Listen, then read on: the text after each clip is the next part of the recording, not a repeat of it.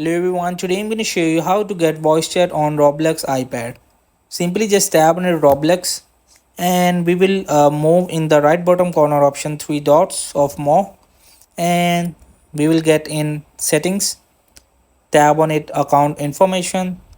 So before you will just get voice chat, make sure you will just have verified email address or your birthday, and you will be just verify your gender simply.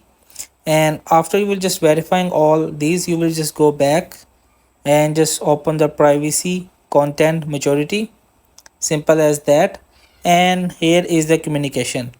So a couple of day after you verifying your email address, your phone number or your date of birth, so you will be able the option below camera input voice chat. So simply just after a couple of days you will be just tap on it enable, and in this way you will just get it.